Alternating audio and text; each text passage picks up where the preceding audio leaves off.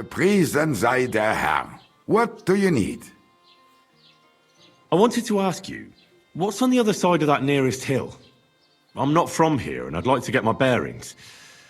You look like a merchant to me, so you probably know best. Ja, natürlich, you're not from here. Everyone around here knows that, after what happened in Betty's Tavern. Aber das ist deine Sache. That is your business, lad. Also, what do you want to know?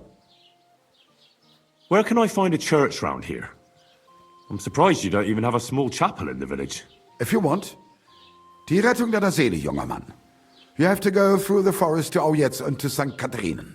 Herr von Berger does have a chapel in his castle, but it's not for commoners like you. We do not go there either. Und warum auch? The gravedigger Ignatius takes care of burials outside the village, and weddings usually take place without a local priest. No one wants to pay the church more than they have to. Das ist ja wohl klar. Can I find other merchants around here? Zum Glück nicht, junger Mann. I'm the only merchant here around Trosky. Oh, natürlich. There are plenty of tradesmen here who sell their goods. There is Bartosz, the tailor. He lives at the other end of the village. The apothecary, Emmerich, lives across from me. They are a hand in glove, or more like hat in hat. What do you mean by that? Nichts weiter. Just that they play at being educated men. Along with the scribe Gaible, they are always studying some Latin tracts. But of the three, perhaps only Gaible knows Latin, if he really does at all. Is there anyone else here? Oh ja. Beyond the tailor's house on the edge of the village is where Bashka the butcher lives.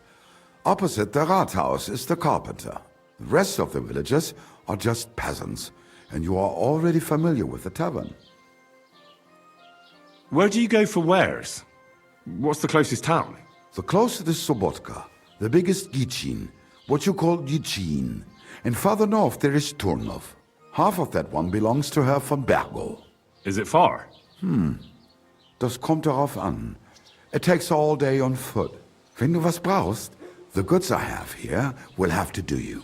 I do not think you will get to the town anytime soon. Is there anything I should avoid around here? Certainly. Stirring up trouble and sticking your nose into other people's business. Here in the village, we don't care much for outsiders. If any do come, they better behave.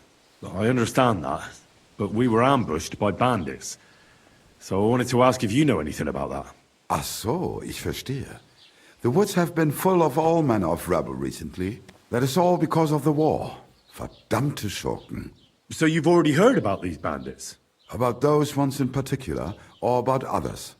They are all just gleichen Scheißkerle. Every time I go to the town, the bailiff must send an armed escort with me. It makes life difficult. So the roads aren't safe? Ja, das kann man wohl sagen. Herr von Bergo should do something about it at last. But Herr Otto spends more time in Prague than here. And Chamberlain Ulrich... Ach, lassen wir das. Show me your wares.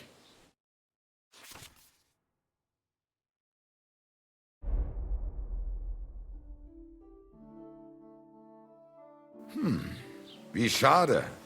Auf Wiedersehen.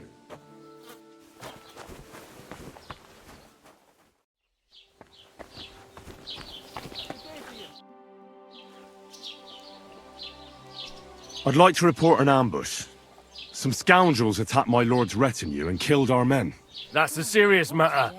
Where is your lord? Well, he left.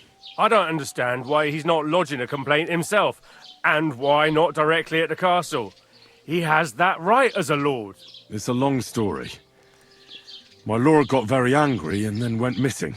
Sorry, fella, but I'm not sure whether you're making it up or lying to me. But if you were telling the truth, why don't you bring your lord here and we can talk it all over calmly? I'm sorry, lad, but until then, I've got more important things to do. I need to speak with Sir Otto. With the Royal Chamberlain? Are you yanking my official pizzle? Why not? I'd like to talk to him too, boy, but he's still in Prague. He's hardly ever here. Chamberlain Ulrich is in charge of things. And where do I find him? Where do you think? Up in the castle. But they won't let me in there. What do you want me to do about it? That's your problem. I'm not going to put in a word for you. I hardly know you. Excuse me, I'm looking for the man who was in the pillory with me yesterday. Have you seen him? I can't help you with that. You'll have to find him yourself. I'd like to buy something. Where can I find some merchants around here? If it's a tradesman you're after, most of them live here in the village, of course. Your best bet is to ask our merchant Jörg. He knows everyone. I'm sure he'll help you. What's new, bailiff? Nothing special. Fortunately, Troskowitz is a quiet village. It's peaceful here, and the war has avoided us so far, thank God. Just here and there a brawl in the tavern or the neighbour's errant cow. Well, that's how it was until recently, at least. And what happened? What do you think? It started with that nomadic riffraff, theft of hens and sheep, then continued with ambushes on the road. And then the wolves started to come in from the forests on account of the poachers killing off their prey. Oh, and then our master Chamberlain Ulrich. Oh my God. But that's no business of yours, understand? I understand. That's your business, bailiff. Greetings to you.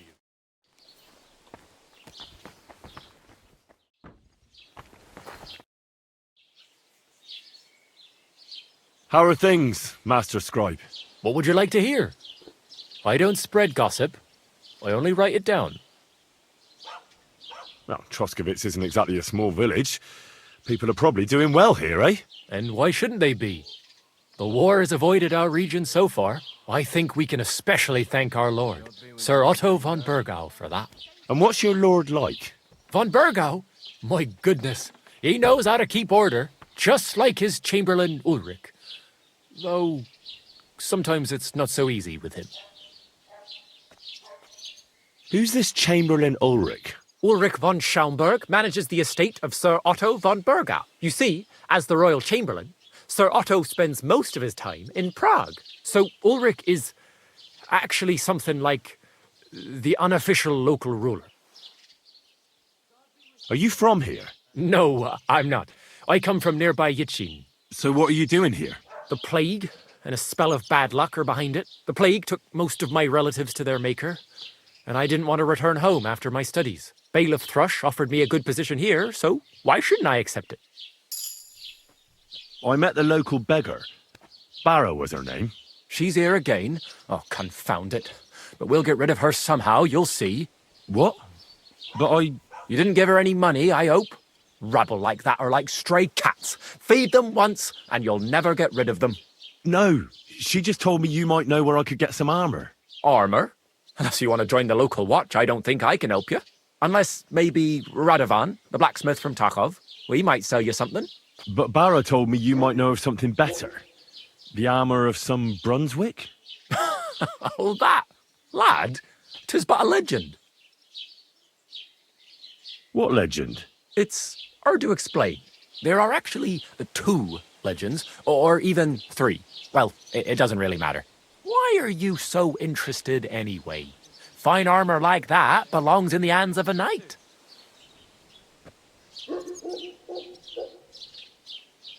Are you saying I don't look like a knight to you?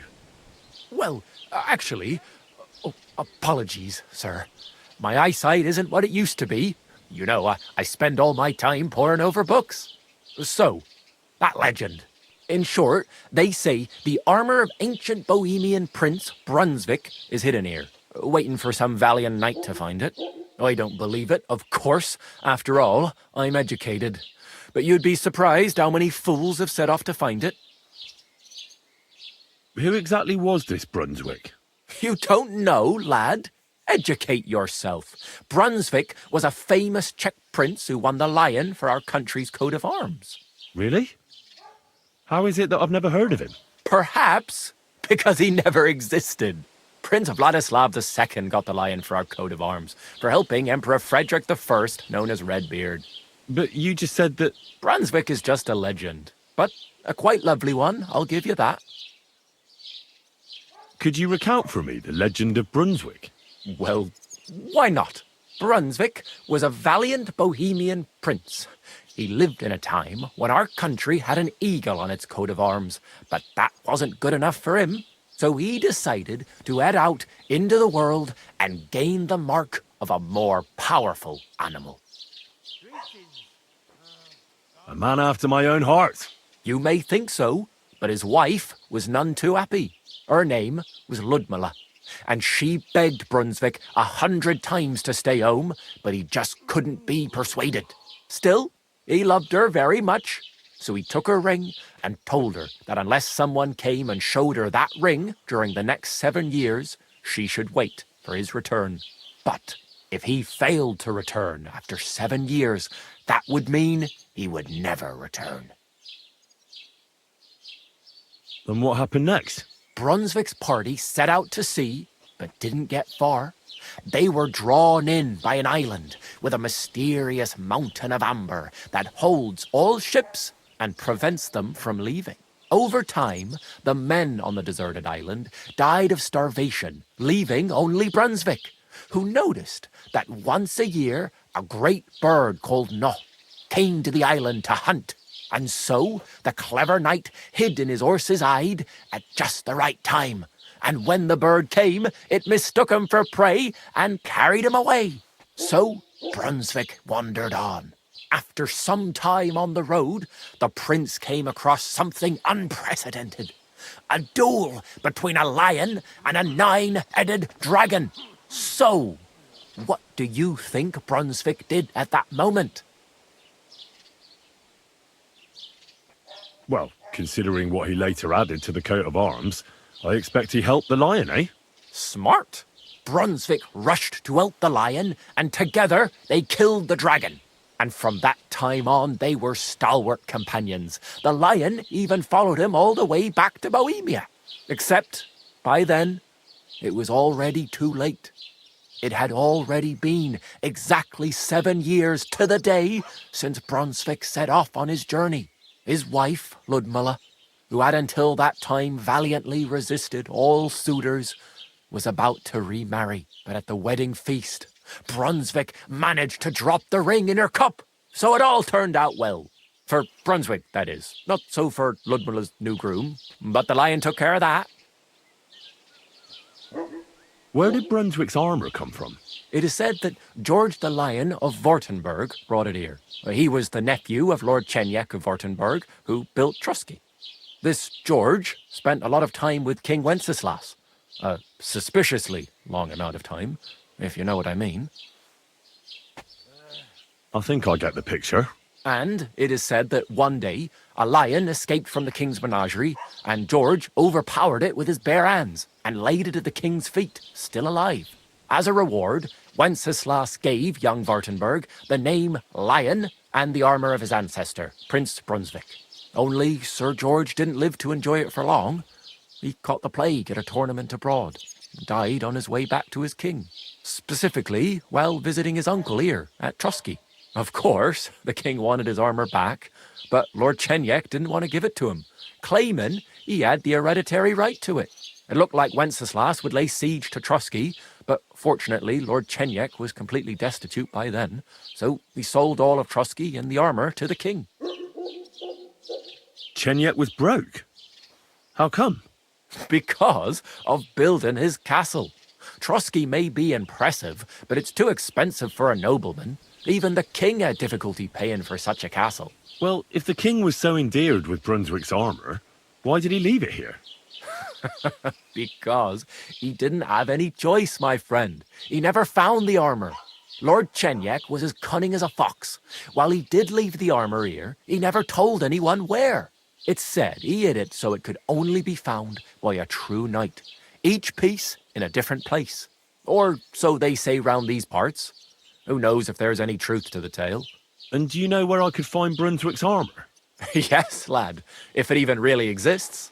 But I do have a little bit of advice for you.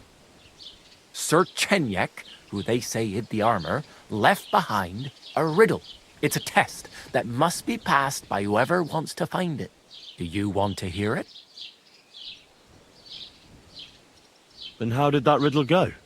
Wait, how was it? I've got it. Take your leave of crone and maiden, standing tall behind the gates. Boldly go towards true midnight. In caverns cold your prize awaits.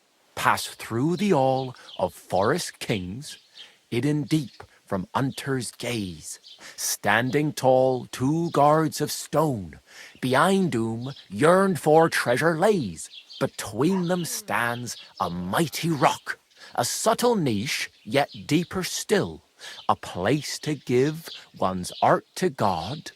Behold, my armor gleaming still. The crone and the maiden towards midnight. We've got east, west, midday, midnight. Bloody hell. I think I know where it is. Really? Well, seems you've got something between your ears then, lad. And you know what? I've got something else for you. Sir George, who previously owned the armor, wanted to have a nice poleaxe made in Prague too. But he died of the plague before he could do it. I'm not too certain about Brunswick and his armor, but this is certainly true, because I have a copy of George's order here. Here, take it, as a keepsake. And now, go.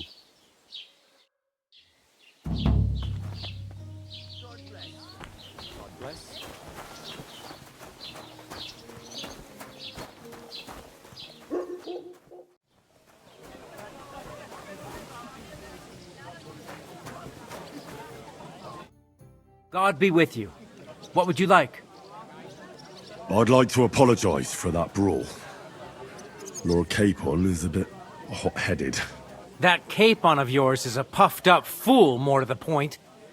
But that was some punch, I'll give him that. And you fought like a lion and all. We outnumbered you, but we still had our work cut out.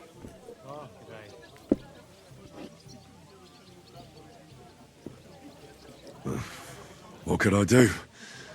I had to defend my lord. What? He really is a noble, is he? Well, stone me. I hope he doesn't hold a grudge. In any case, as far as the two of us are concerned, it's all water under the bridge, right? Right. You can see I'm not some idiot, can't you? I just don't like haughty fuckers. And you aren't one, are you? I hope not. I'm sure you aren't. You're a good lad. I can tell. And a good brawler as well. If you ever want a proper workout and some fisticuffs, Lawrence the Gelioff innkeeper is your man. Farewell, I heard my they're friend. going to cut down the old oak at the crossroads.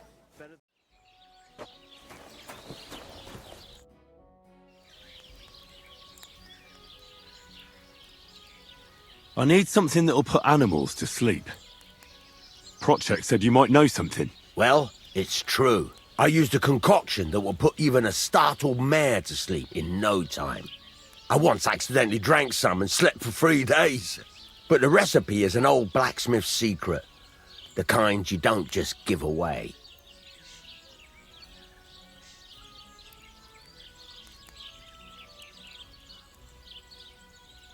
Well, I don't want it just for the sake of it. I need to use it against the Zheliov lot. So, Project and Olbram are at it again. Blockheads, both of them. And the place was just getting really nice and quiet lately.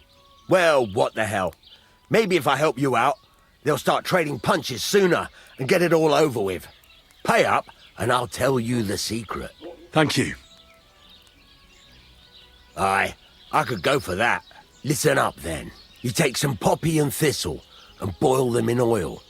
Then, after it cools off, you add a little herb Paris. That doesn't sound too complicated. Thank you.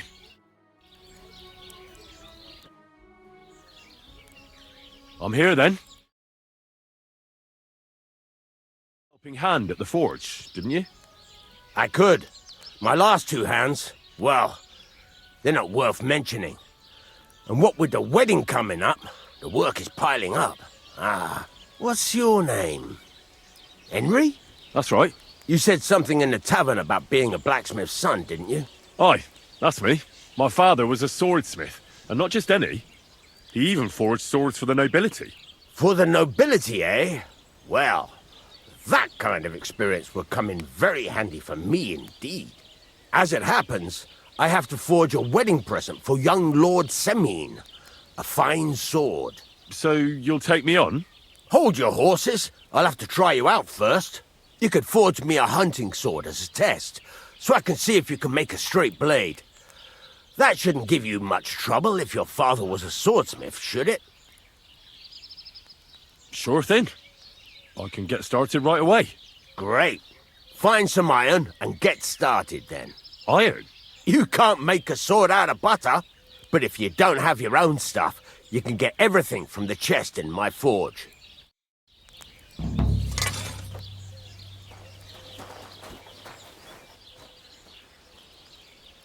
Go over to the anvil.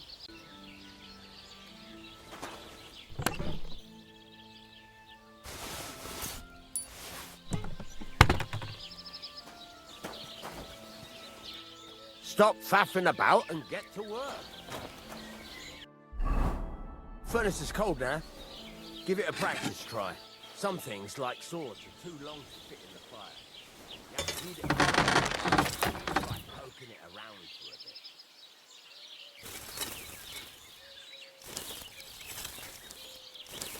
Now get the furnace nice and hot. There's a lever above it. Give it a pull. Works.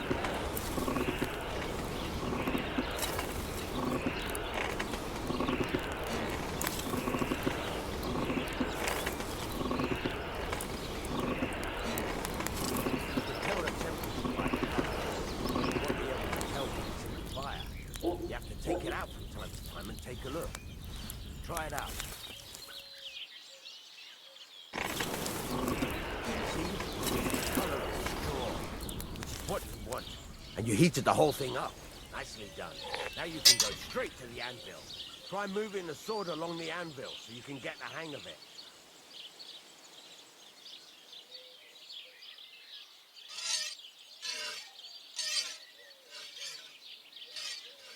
Now take the hammer and try hitting it a few times.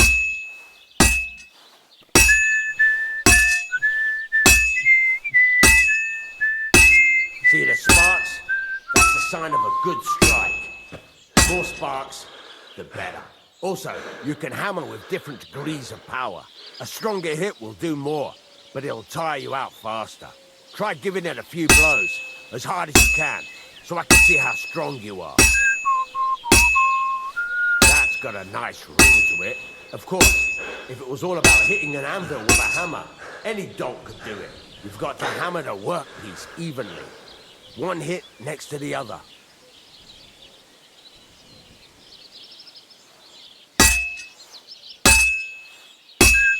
Very nice. You're doing just fine.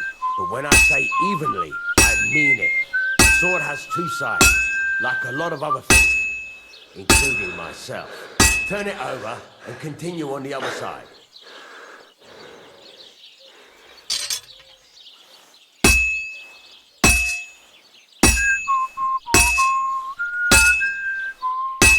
Nice. Now try forging it on both sides. The closer it is to being finished, the more it will take on the shape you want. It'll cool off soon anyway.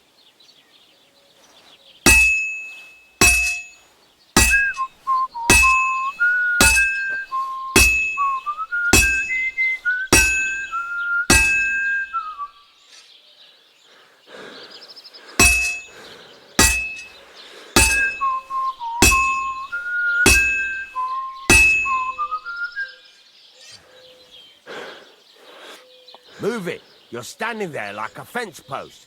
You call this working?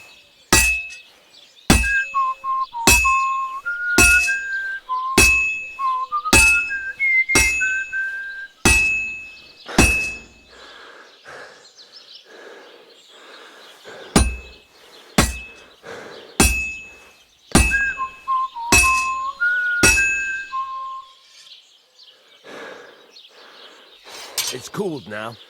You can't do it all in one go. You've got to put it back in the furnace from time to time. Sometimes you've got to go there and back all day.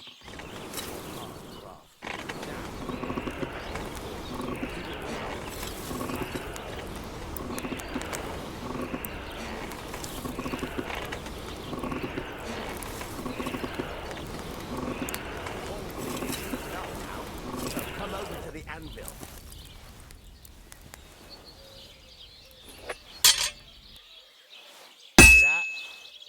Sparks. You can tell a good strike by the sound it makes. See how it's taking on the right shape? That's how you can tell it's almost finished. Now, advice for you. Hammer to a rivet. When I hammer a piece to a rivet, the work goes by easier. There you go. You've got it finished. All that's left is to temper it, and the sword will be done. The rest is just tweaking.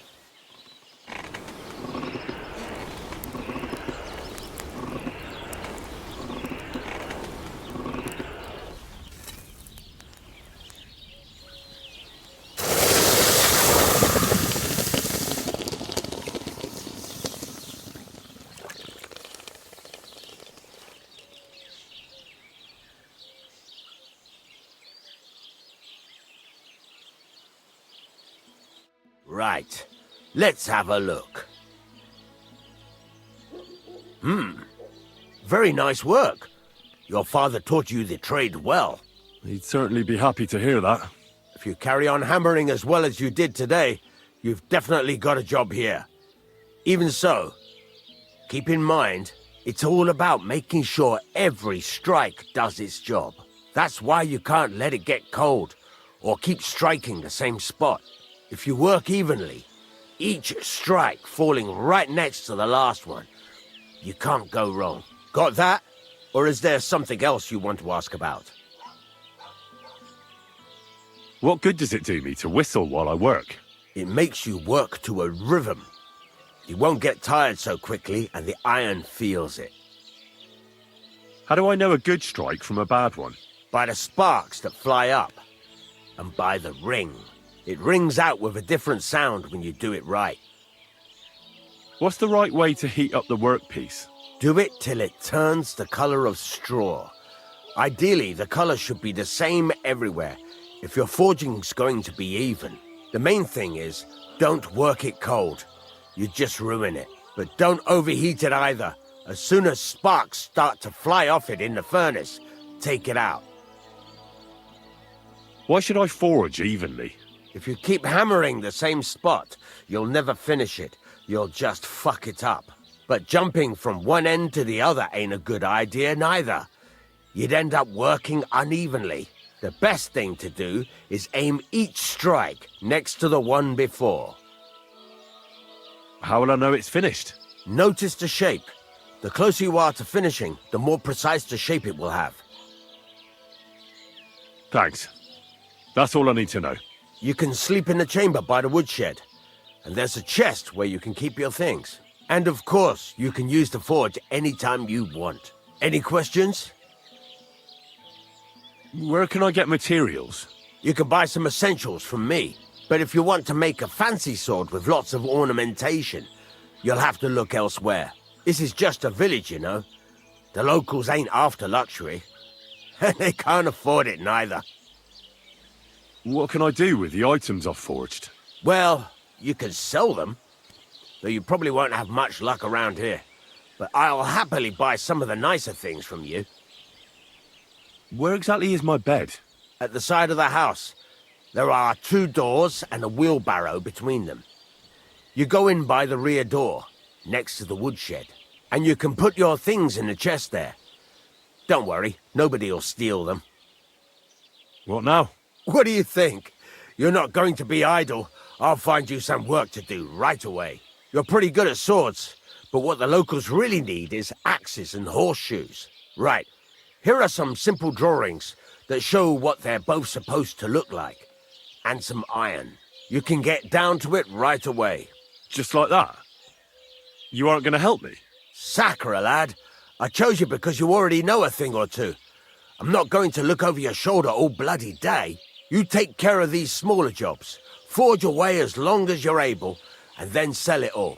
Once you've made some coin and feel like being out in the open again, I'll give you some more interesting work.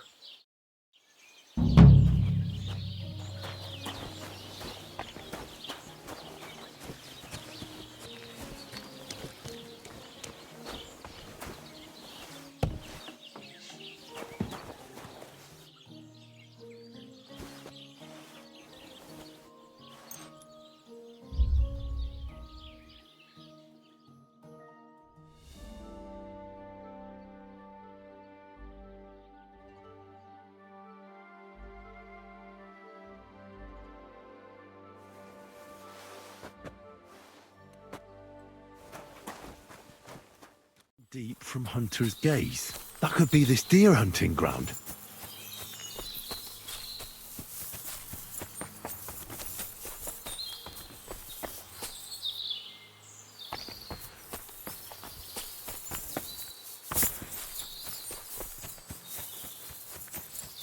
Two sandstone guards, just like in Gable's rhyme. A mighty rock between the sandstone guards. That fits. But what does give one's heart to God mean?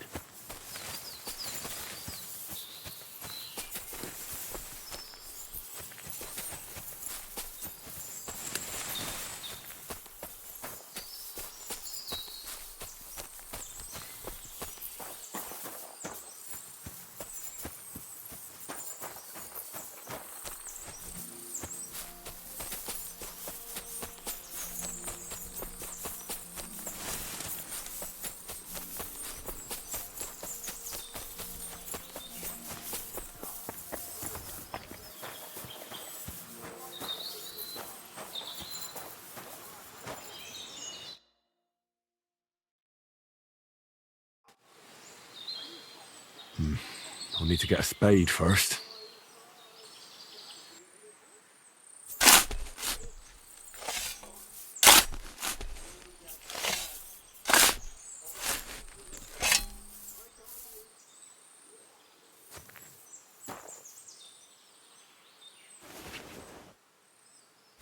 Is this really it? A piece of Brunswick's armor? And what's this? A piece of parchment?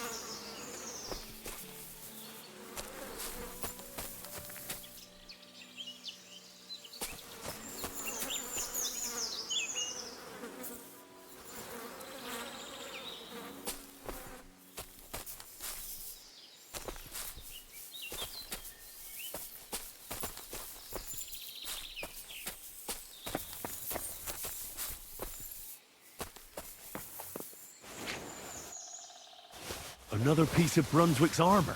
And another clue.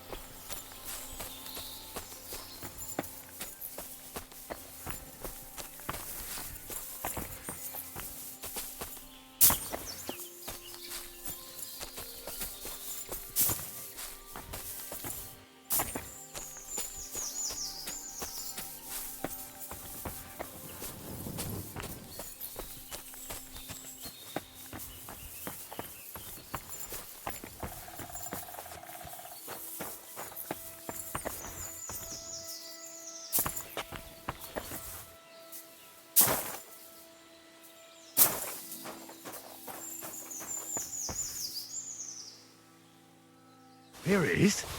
Another piece of Brunswick's armor.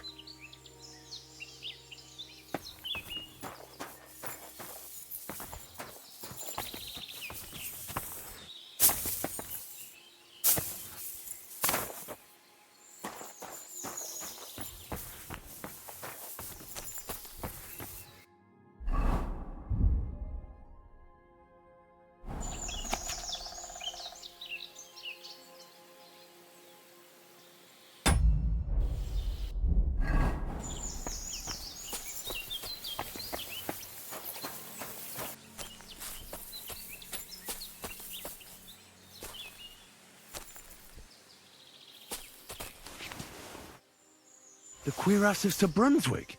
It's really it.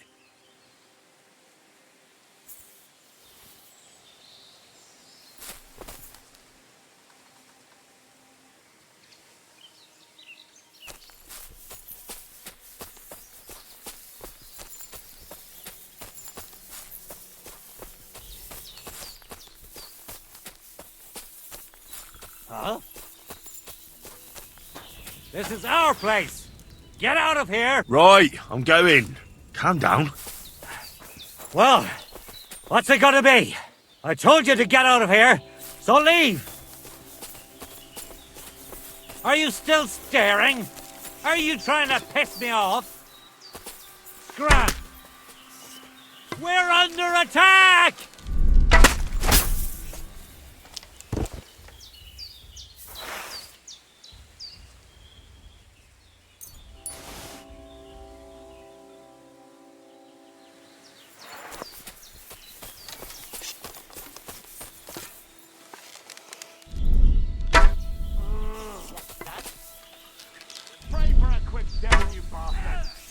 Attack! Come and help us!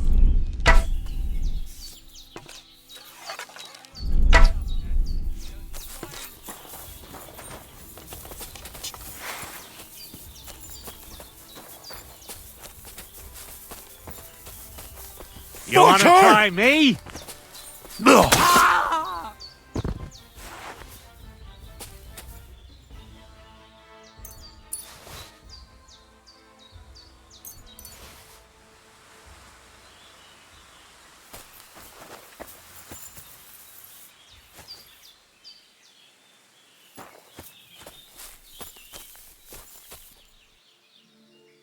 Brunswick's helm. I have it.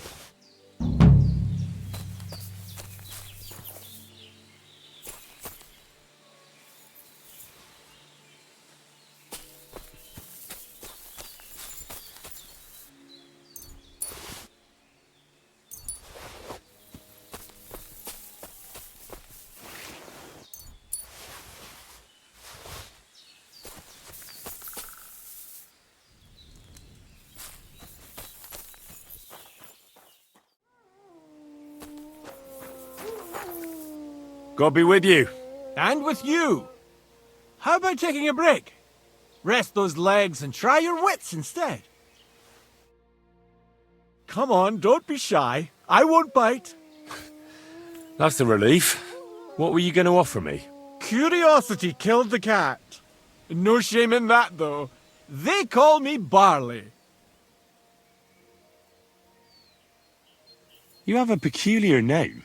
If I were ordinary, well, that's just another way of saying boring. And boring's not for me. So I wander the roads collecting my riddles, and if I meet anyone I find interesting, I'll happily work a riddle on them. You just wander the world. Exactly. Never a dull day so far. A riddle? Very well. Let's hear it.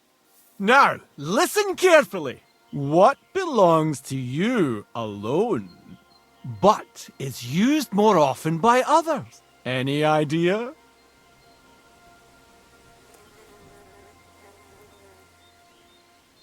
My name.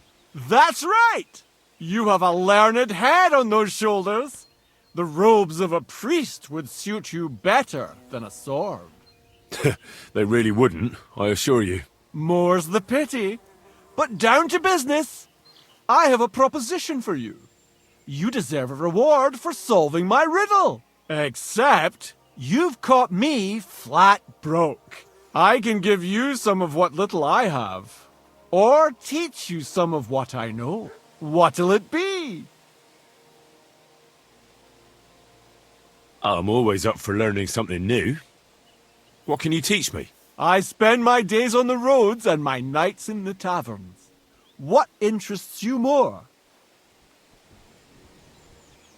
Tell me about the taverns. There's this dingy place in Kuttenborough, where you'll find a skeleton at one of the tables. Drank, and drank, and drank he did, until he drank himself to death. And how exactly is this going to be of any use to me? Next time you go drinking, be sure to remember him. No matter how well your evening is going, sometimes it's better to quit while you're ahead. Well, I might just put that to the test. Thanks. Safe travels.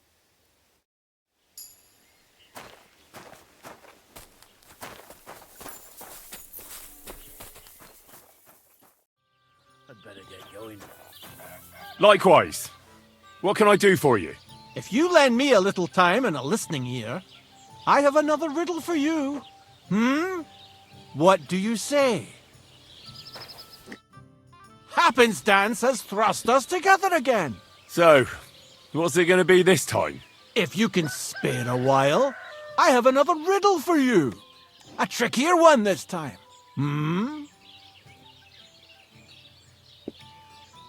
Tell me where you're from. Ah, right. You're the nosy one. I'm sort of from everywhere. I wander here and there, never staying anywhere for long.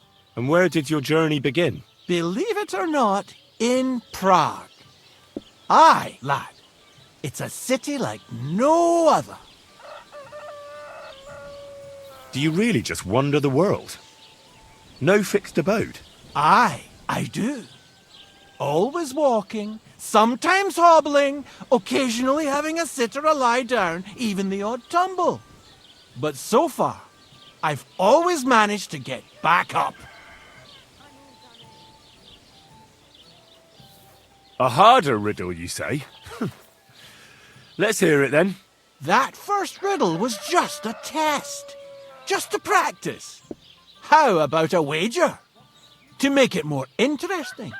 Even a poor vagrant like me has to eat. What do you say? Why not? I'm happy to bet. Listen carefully. Once upon a time, there was a fool of a farmer. Family he had none, no stable boys either. So he talked to his animals instead. And, good man that he was, whenever he made a groschen or two, he shared it with them according to his own rules. Every hen in the coop was paid 5 groschen. Every bee in the hive, 15. And the spider in the loft bagged a full 20 groschen. And now you tell me, how much did the cat get?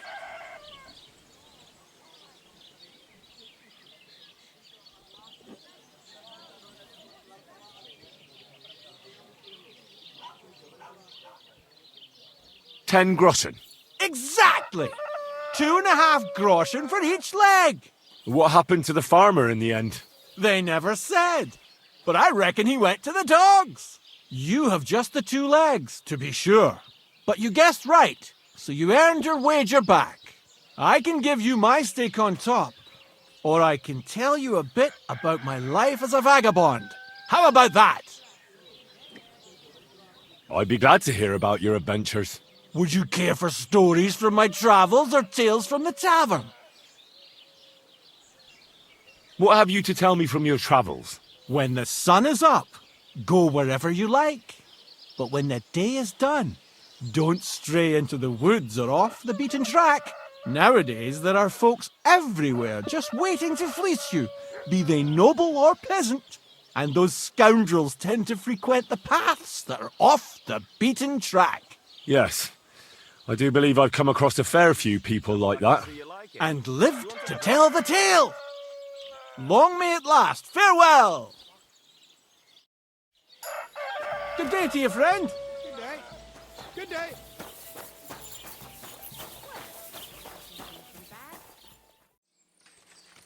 Could this be the pier from Zdeněk's story? He said Matthias carried Kuba's body up the hill from here, up to an old oak tree.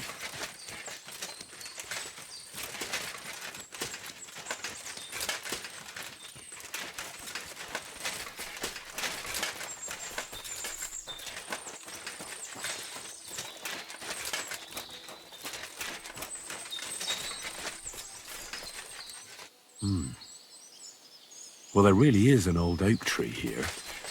But what was the rest of the story? Something about smashing the axe on a rock.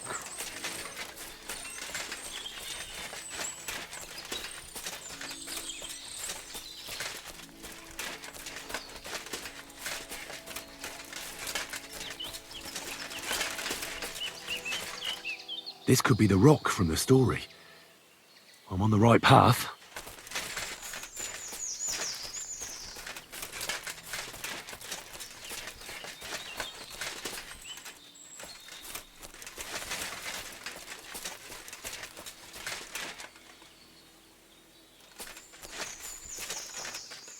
A grave under the tree, overlooking the valley. This must be where Kuba, Matthias's brother, is buried, together with the silver axe.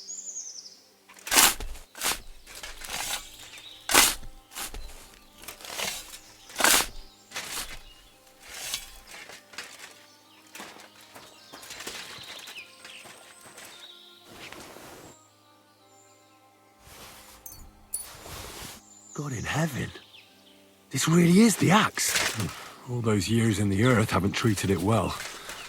I hope I can fix it.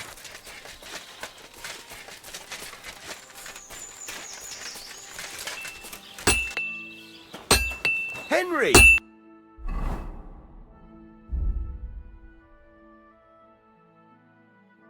Good to see you. Invisible or something.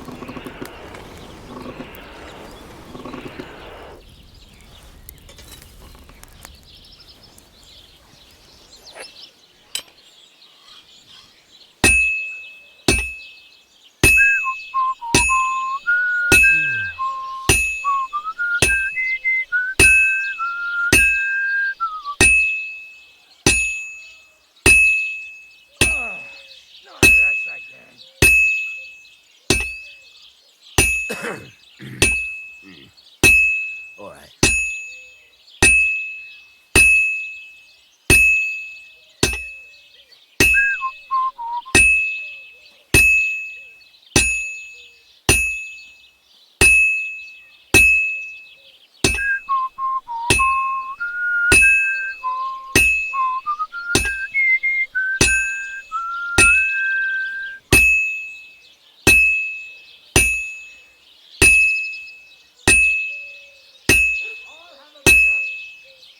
bit more, and I'll be done. Christ almighty. Good. That looks finished.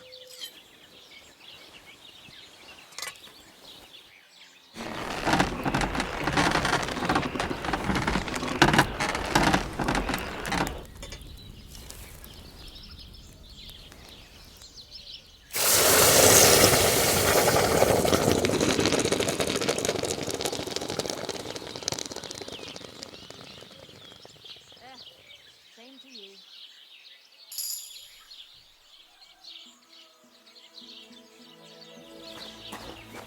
Excuse me?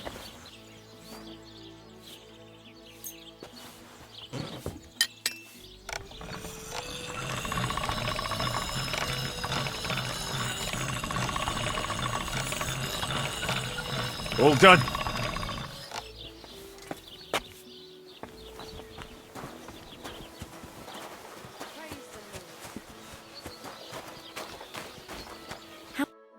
Good afternoon. I found the water goblin's silver axe. What do you mean? What axe? The one from your story. 2 brothers, a silver axe, a water goblin. One brother got the axe, the other got drowned. You know. Wait, so you actually found it? Do you have it? I have to see it. Here you go. It's not possible. Where did you find it? I just followed your story. I found the pier by the rock tower pond, then went up to the old oak tree, then the big stone beside the road. Doesn't really look like a woodcutter's axe. Are you sure this is really it? But you didn't say it was a woodcutter's axe. You only said the water goblin's axe was silver. I did, but still. In all the years that story's been told, everyone thought it was just a fairy tale for children. It has 4 different endings nowadays. When Johann and Jaleov tells the tale, it's about 2 sisters, and the water goblin grants one of them a pair of silver slippers. The other sister was jealous, but she didn't bother with the water goblin. She found her sister straight away and pushed her off a cliff in Apollonia. It's the same story, but Johann gave it some extra colour. Best not go looking for the slippers too. Although, with your luck. Take care, Henry.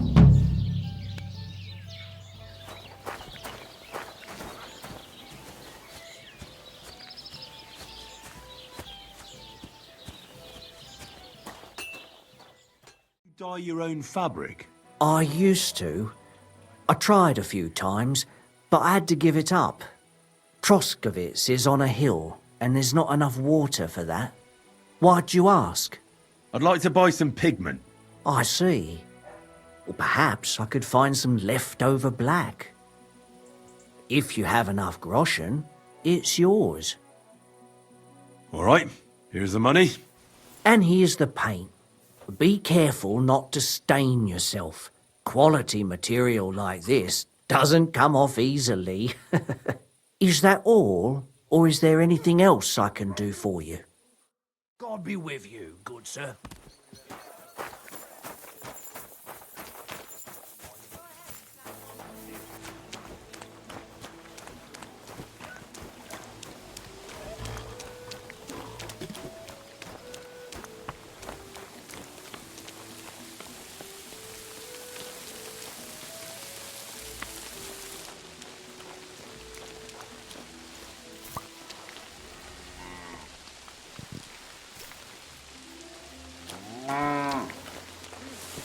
Greetings.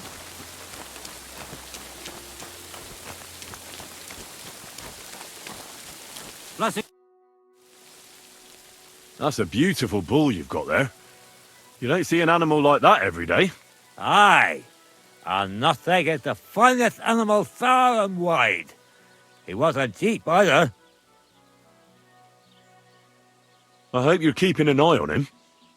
Such a rare creature must be attracting thieves. You bet I do. I have my farmhands watch him every night. You're a bit too interested in a nothing. What's this about?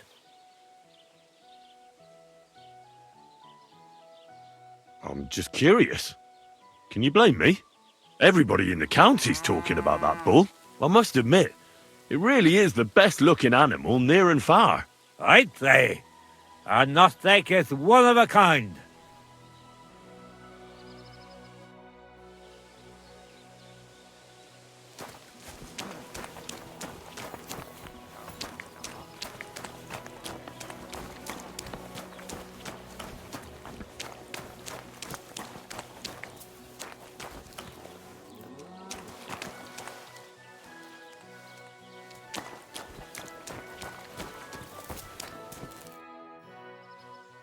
That's a beautiful bull you've got there.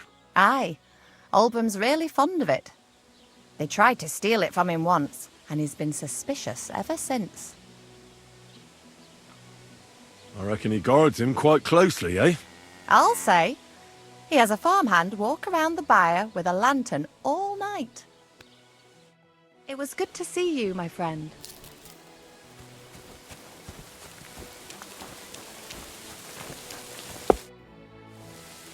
I was just looking at that bull you've got there. I don't think I've ever seen such a beautiful animal. Aye, our bull, Olbram's that is the finest animal far and wide.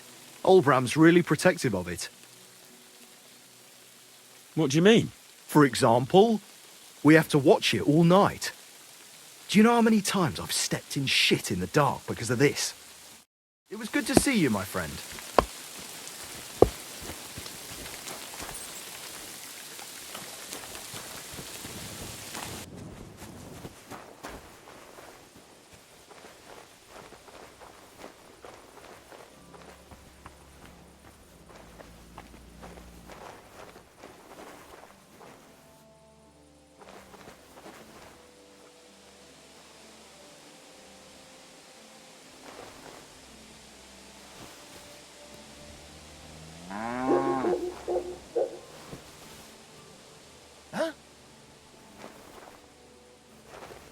Did I imagine it?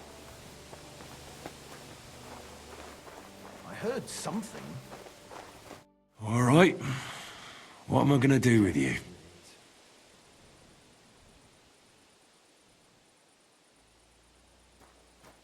Aye. This'll be good.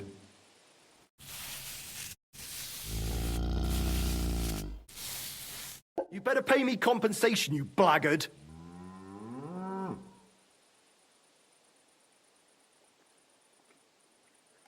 Well, We can work what's it this gonna out. be? That's enough, you bastard. You paint our bull, we'll paint your ass black and blue. You won't be able to sit down for a week.